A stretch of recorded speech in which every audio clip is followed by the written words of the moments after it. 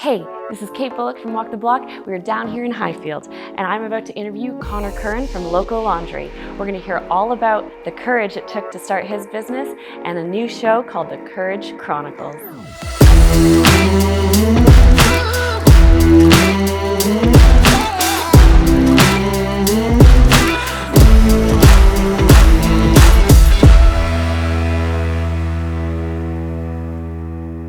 I'm down here with Connor Curran and Local Laundry. Connor, thanks for having me down. My pleasure. Thanks for coming down. It's so funny. You and I met because we competed against each other. We did. Yes. We did. Dancing with the Stars. Dancing with the Stars. He was the star. I was the star. She was the dancer. Right? So that was awesome to get to know you, and what a great way to give back, because we were actually giving money back to the community, to Pace Kids, which was an amazing initiative. That's how we got to meet, and then I found out about Local Laundry. Yep. Right?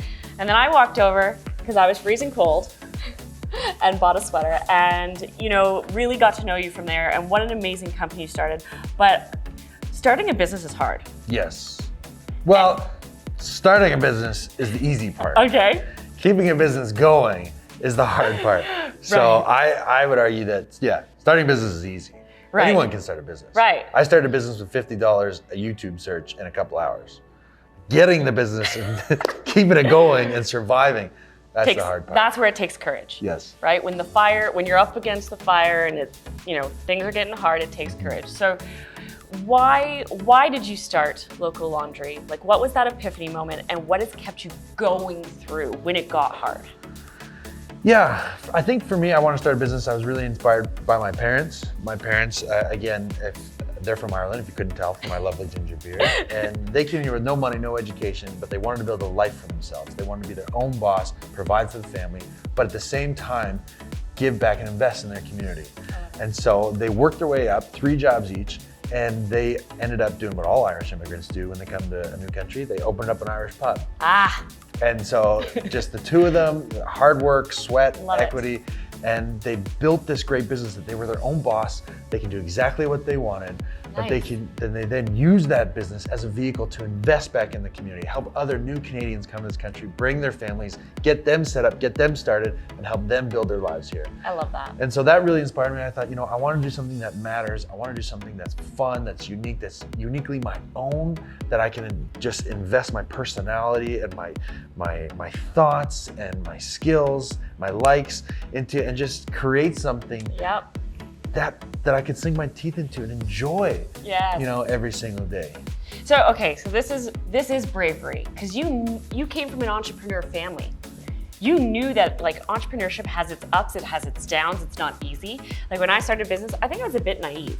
Okay. Well, and I think I had to be, right?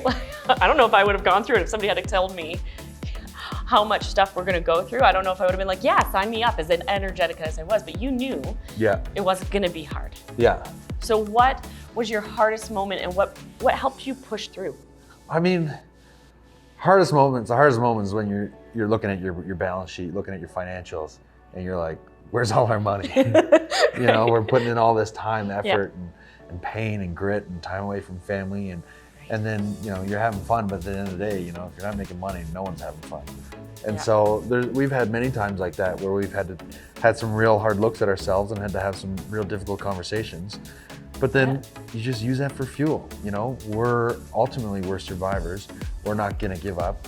We're gonna do everything. We're gonna go kicking and screaming. We're gonna do everything in our powers to make sure that we can survive another day. Yeah. Because in order to be successful, I really believe that you just have to survive long enough to get lucky. I like that, okay. Right? Luck of the Irish. Luck of the Irish, there you go. Most businesses statistically fail within 5 years. Yes. And if every year after that 5 years, that percentage goes down, down, down, down, down. So that's it, you're fighting for the next day. You just gotta fight for that next day. So how many years? What year are you on? We're 8.5. Boom. Right? You already made it past the 5. You're well on your way past the 10 mark. Absolutely, and we see time and time again, people that started a business at the same time, or other clothing companies, and they're no longer around for one reason or another. Yeah. That's why I always like to say, you just gotta survive long enough to get lucky. You just gotta stay in the game. We're in the game. We're in the game, That's all that matters. What was one thing that helped you survive? I'd have to say my business partner, Mr. Dustin Paisley. he's the adult in the in the couple, Yeah. and he's the adult in the company. And I think you need that. You need someone that can,